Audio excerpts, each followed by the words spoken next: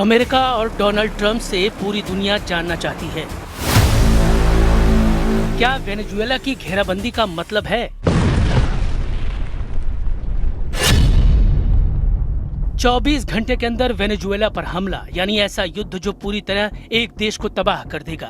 क्या वेनेजुएला के राष्ट्रपति निकोलस मादुरो का अंत गद्दाफी या फिर सद्दाम हुसैन की तरह करना चाहते हैं?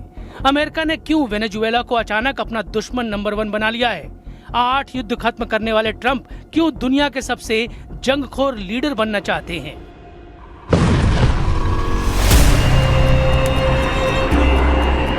अमेरिका और वेनेजुएला के बीच तनाव बहुत ज्यादा बढ़ चुका है। ट्रंप ने बहुत ही भड़काने वाला कदम उठाया है। अमेरिकी नौसेना ने वेनेजुएला में नाकाबंदी लगा दी है। वेनेजुएला से आने और वहां से जाने वाले तेल के ऐसे टैंकरों को रोक दिया गया है जिन पर अमेरिका ने पाबंदी लगाई हुई है। समझ लीजिए कि अमेरिका के जंगी जहाजों ने निकोलस मादुरो को पूरी तरह से घेर लिया है और अब मादुरो भी जानते हैं कि जान खतरे में है।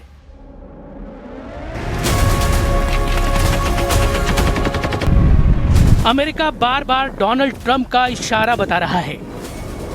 इशारा ये कि वेनेजुएला को मिट्टी में मिलाने वाला मिशन किसी भी वक्त शुरू किया जा सकता है। ये अमेरिका का super career USS Gerald Ford है जो 1 लाख टन वजन का है और अब ये सुपर कैरियर वेनेजुएला को घेर कर उसे मारने के लिए तैयार है।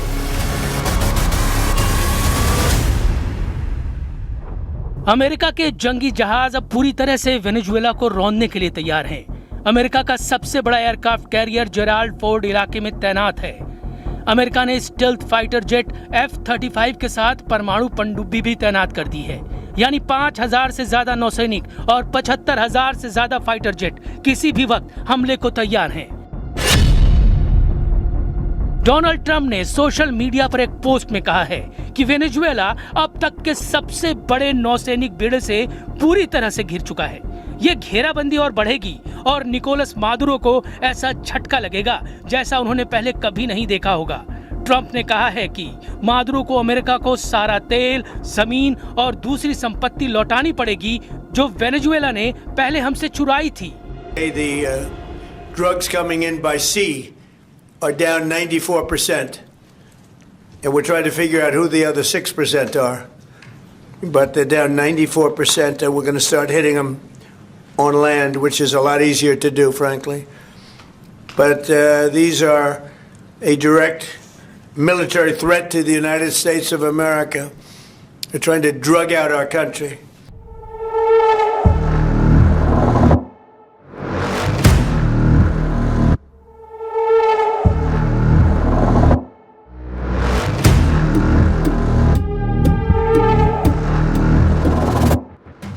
वेनेजुएला वाले खतरनाक इरादे जाहिर करके ट्रंप ने दुनिया को डरा दिया है। उन्होंने दुनिया में ट्रिपल खौफ फैला दिया है। 80 साल की उम्र के डोनाल्ड ट्रंप दुनिया में 1 नहीं, 2 नहीं, बल्कि 3 बड़े कांड करने जा रहे हैं। ट्रंप का सिग्नल है ऐसा युद्ध जो कभी नहीं रुकेगा। La derecha nazifascista lo que quieren es colonizar a Venezuela para apoderarse de la riqueza que tenemos en petróleo, en gas, en oro, en hierro, aluminio y muchos otros minerales. Y nosotros tenemos un juramento. Trump बहुत अच्छी तरह जानते हैं कि इस वक्त Putin के लिए भी मादुरो को बचाना बहुत मुश्किल है, क्योंकि वो यूक्रेन में फंसे हुए हैं। चीन ताइवान को लेकर तनाव में है और ईरान तो इजराइल के चक्कर में बैकफुट पर है। ऐसे में कॉमरेड मादुरो को बचाने के लिए आखिर कौन आएगा? डोनाल्ड ट्रंप का एजेंडा साफ नजर आ रहा है। वो जानते हैं कि जिस तरह अमेरिका ने इराक से सद्दाम हुसैन को हटाकर फांसी दिलवाई, लीबिया में जिस तरह गद्दाफी को मारा गया, जिस तरह सीरिया से बशर अल असद को हटाया गया, ठीक वैसा ही ट्रीटमेंट वेनेजुएला के निकोलस मादुरो के साथ किया जा सकता है। सवाल है कि इसे रोकने में व्लादिमीर पुतिन, शी जिनपिंग और अली खामेनेई किस हद तक आगे जाएंगे। निकोलस मादुरो को भी इस बात का एहसास बहुत अच्छी तरह से हो चुका है कि खतरा बड़ा है।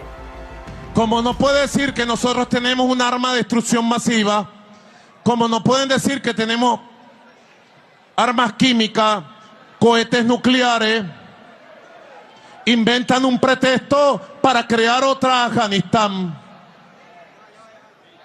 para crear otra Libia. Y nosotros tenemos autoridad moral.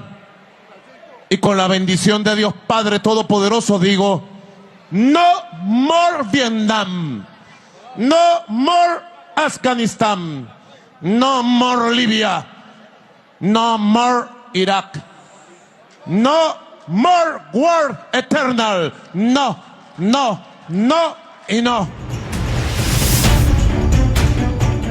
आखिर क्या होने वाला है वेनेजुएला में? क्या डोनाल्ड ट्रंप और वेनेजुएला के राष्ट्रपति निकोलस मादुरो की दुश्मनी दुनिया को एक और बड़े युद्ध में झोंक देगी?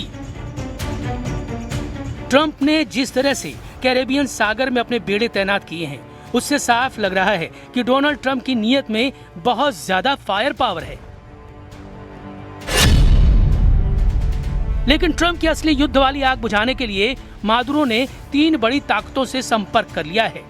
पहला है रूस, दूसरा है चीन और तीसरा है ईरान। वेनेजुएला के राष्ट्रपति निकोलस मादुरो ने इन देशों से मिसाइल मांगी है, लॉन्ग रेंज रडार मांगे हैं और सुखोई विमानों को अपग्रेड करने की मांग की है। वो ड्रोन भी मांग रहे हैं। वो किसी भी कीमत पर डोनाल्ड ट्रंप के गुस्से पर पानी फेरना चाहते हैं। ये रिपोर्ट अमेरिकी मीडिया में छपी है और इस रिपोर्ट में अमेरिकी सरकार के सीक्रेट डॉक्यूमेंट का हवाला दिया जा रहा है। Не был никогда нашим врагом и противником. Никогда. Если бы он пожелал приехать в Беларусь, двери для него здесь открыты. Но об этом никогда, искренне вам говорю, никогда не было речи. Мадуро не тот человек, который все бросит и уйдет, убежит. Это крепкий человек, это чавист. Это как Чавес. Он крепкий мужик, порядочный, вменяемый человек, с которым можно разговаривать и договариваться. कुछ ही हफ्तों पहले डोनाल्ड ट्रंप ने वेनेजुएला पर हमला ना करने की बात कही थी, लेकिन अब ट्रंप ने कैसे यू टर्न ले लिया है, ये देखकर सब हैरान हैं। ट्रंप की धमकियों को वेनेजुएला बहुत गंभीरता से ले रहा है। इसकी एक बड़ी वजह है कैरेबियन सागर में अमेरिका के जंगी जहाज। ट्रंप ने वेनेजुएला के सामने घुटने टेकने के अलावा कोई विकल्प नहीं छोड़ा है। अमेरिका दावा कर रहा है कि कैरेबियन सागर में फोर्स बढ़ाने का मकसद ड्रग तस्करों का नेटवर्क खत्म करना है, लेकिन कोई नासमझ ही इस बात को मानेगा कि डोनाल्ड ट्रंप एक कैरियर बैटल ग्रुप के जरिए ड्रग तस्करी को काबू करना चाहते हैं। डोनाल्ड ट्रंप की निगाहें अमेरिका से 2000 किलोमीटर दूर वेनेजुएला पर है। अमेरिका ने वेनेजुएला से युद्ध की तैयारी पूरी कर ली है। अमेरिका के सबसे खतरनाक फाइटर जेट तैयार हैं। अटैक हेलीकॉप्टर उड़ान भर रहे हैं। वेनेजुएला के समुद्री तट पर कैसे हमला होगा, इसका अभ्यास किया जा रहा है। डोनाल्ड ट्रंप ने वेनेजुएला को घुटनों पर लाने के लिए पूरी ताकत झोंक दी है। क्या ये इतना आसान होगा? वेनेजुएला के पश्चिम में पड़ोसी देश कोलंबिया ने भी कहा है कि ट्रंप का इरादा साफ साफ वेनेजुएला पर चढ़ाई करने का है। पुतिन ने भी कह दिया है कि अमेरिका वेनेजुएला से दूर रहे तो अच्छा होगा। पुतिन के इन्हीं तेवरों को देखकर मादुरो भी कह चुके हैं कि वो वेनेजुएला को गाजा नहीं बनने देंगे।